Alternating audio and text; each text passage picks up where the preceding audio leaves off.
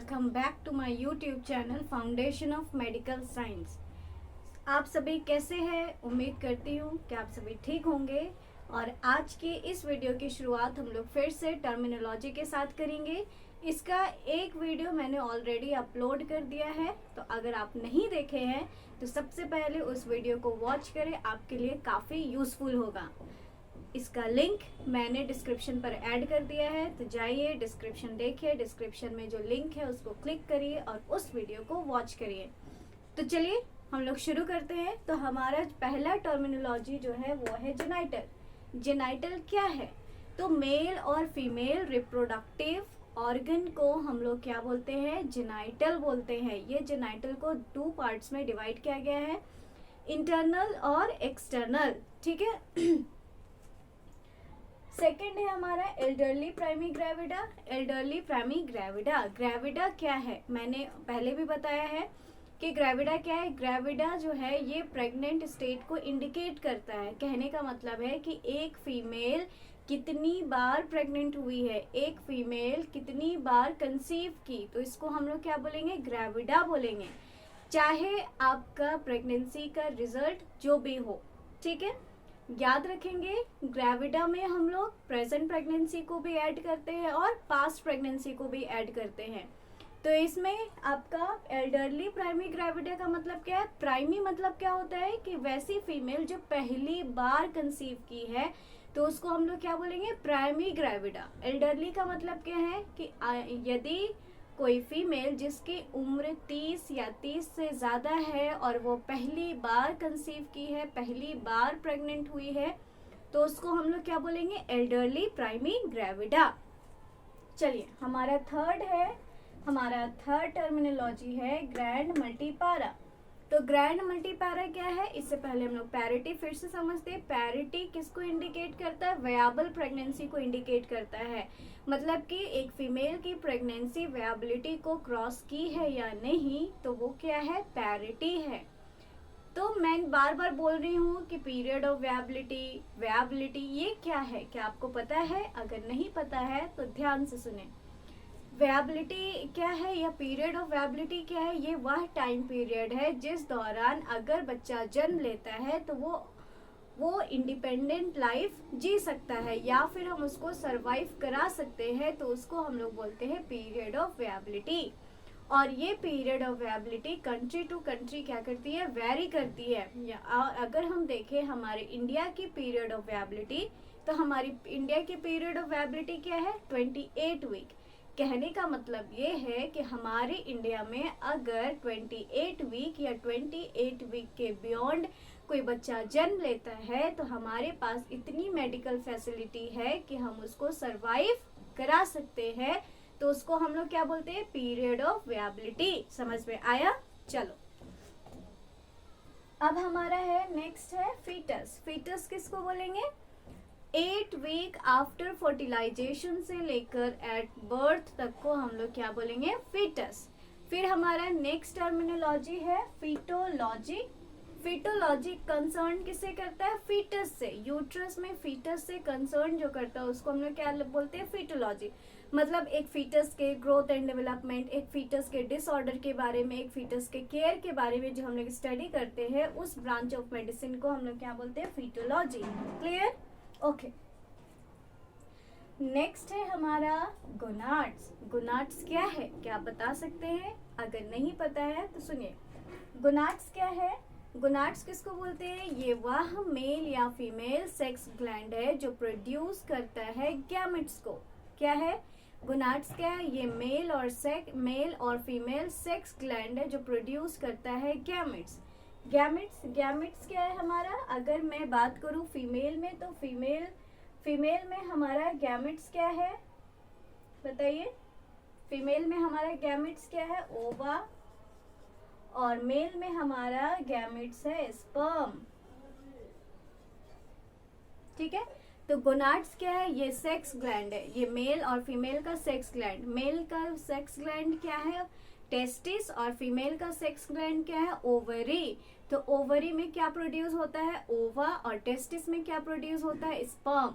तो ओवरी और टेस्टिस को हम लोग क्या बोलेंगे, गोनाड, जो क्या प्रोड्यूस करता है, ओवा प्रोड्यूस करता है और स्पर्म प्रोड्यूस करता है। क्लियर।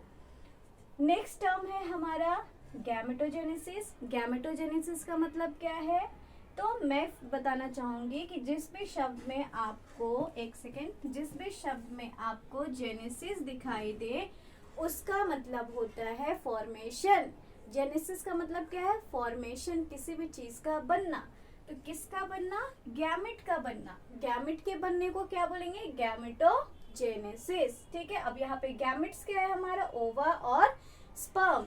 तो ओवा और स्पर्म बनने की प्रक्रिया को हम लोग क्या बोलते हैं, गैमेटोजेनेसिस। ठीक है। अब हम लोग देखते हैं oogenesis। जैसा मैंने बताया कि जेनेसिस का मतलब क्या होता है, फॉर्मेशन। जेनेसिस का मतलब क्या होता है, फॉर्मेशन, बनना।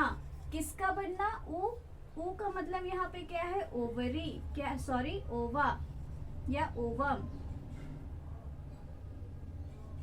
ओवम, तो ओवम की बनने की प्रक्रिया, ओवा के डेवलपमेंटल प्रोसेस को हम लोग क्या बोलेंगे, oogenesis। ओवा के बनने की प्रक्रिया को हम लोग क्या बोलेंगे, oogenesis। ठीक है।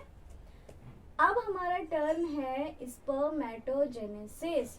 स्पर्मेटोजेनेसिस क्या है, मैंने क्या बोला, oogenesis का मतलब क्या है, फॉर्मेशन। और यहाँ पे किसका फॉर्मेशन हो रहा है, स्पर्म का फॉर्मेशन हो रहा है, तो उसको हम लोग क्या बोलेंगे, स्पर्मेटोजेनेसिस। स्पर्मेटोजेनेसिस और अच्छे से डेप्थ में मैं आपको स्टडी करवाऊंगी, वो जब मैं इसकी यूनिट चालू करूंगी। ठीक है। अब हमारा जो नेक्स्ट टर्म है वो है प्यूपेरियम। प्यूपेरियम क्या है, जैसे ही महिला बच्चे को जन्म देती है, फीमेल बच्चे को जन्म देती है, उसके बाद, जन्म देने के बाद जो उसका पेल्विक ऑर्गन है वो वापस से अपने अप्रोक्सीमेटली नॉन प्रेग्नेंट स्टेट में जाता है। मतलब प्रेगनेंसी से पहले वाले स्टेट में वापस वो सारे ऑर्गन्स वापस जाते हैं, तो उसको हम लोग क्या बोलते हैं, प्यूपेरियम। समझ आया।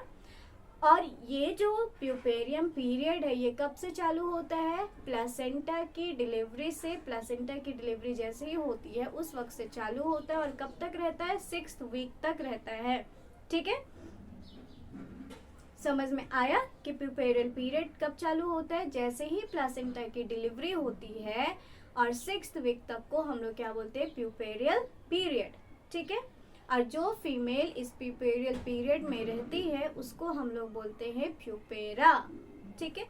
चलो अब हम लोग देखते हैं कि लोकिया क्या है। तो लोकिया क्या है, ये यह प्यूपेरियल डिस्चार्ज है जो कहाँ से होती है, यूट्रस से होती है। इसमें क्या क्या होता है, ब्लड होता है, म्यूकस होता है, टिश्यू होती है। ठीक है। तो लोकिया क्या है, एक प्यूपेरियल डिस्चार्ज है जिसमें क्या होता है, ब्लड होता है, म्यूकस होता है और टिश्यू होती है। ठीक है। तो उसको हम लोग क्या बोलते हैं, लोकिया, है ना। अब हमारा नेक्स्ट टर्म है इन्वोल्यूशन। इन्वोल्यूशन का मतलब क्या है कि मैंने पहले भी बताया कि बच्चे के बर्थ के बाद जो पेल्विक ऑर्गन होती है वो अप्रोक्सीमेटली नॉन प्रेग्नेंट स्टेट में रिवर्ट बैक होता है, तो उसको हम लोग क्या बोलते हैं, इन्वोल्यूशन। अब हमारा नेक्स्ट है ट्राइमेस्टर। ट्राइमेस्टर क्या है, तो ट्राइमेस्टर जानने से पहले प्रेगनेंसी। प्रेगनेंसी क्या है कि फीमेल कंसेप्चुअल प्रोडक्ट को यूट्रस में कैरी करती है, तो उसको हम लोग क्या बोलते हैं, प्रेगनेंसी। तो इस प्रेगनेंसी को 3 पीरियड में क्या किया गया है, डिवाइड किया गया है। क्या, किस किस पीरियड में, 3 पीरियड में। और वो 3 पीरियड क्या क्या है, फर्स्ट ट्राइमेस्टर, सेकंड ट्राइमेस्टर और थर्ड ट्राइमेस्टर। ठीक है। तो फर्स्ट ट्राइमेस्टर कब से चालू होता है, first day of last menstrual period से लेकर 13th week of gestation plus 6 days तक को हम लोग क्या बोलेंगे, फर्स्ट ट्राइमेस्टर। सेकेंड ट्राइमेस्टर किसको बोलेंगे, 14th वीक ऑफ जेस्टेशन से लेकर 27th week of gestation plus 6 days. ठीक है। फिर थर्ड ट्राइमेस्टर किसको बोलेंगे, थर्ड ट्राइमेस्टर आपका होगा 28th वीक ऑफ जेस्टेशन से लेकर 40th वीक ऑफ जेस्टेशन तक को हम लोग क्या बोलेंगे, थर्ड ट्राइमेस्टर। तो आपको ये सारे टर्मिनोलॉजी समझ में आए। अगर आपको ये टर्मिनोलॉजी समझ में आया है, अच्छा लगा है, तो प्लीज़ प्लीज़ प्लीज़ मेरे वीडियो को लाइक करें, शेयर करें और मेरे चैनल को सब्सक्राइब करें, ताकि मुझे और भी ज़्यादा मोटिवेशन मिले नए वीडियो लाने के लिए।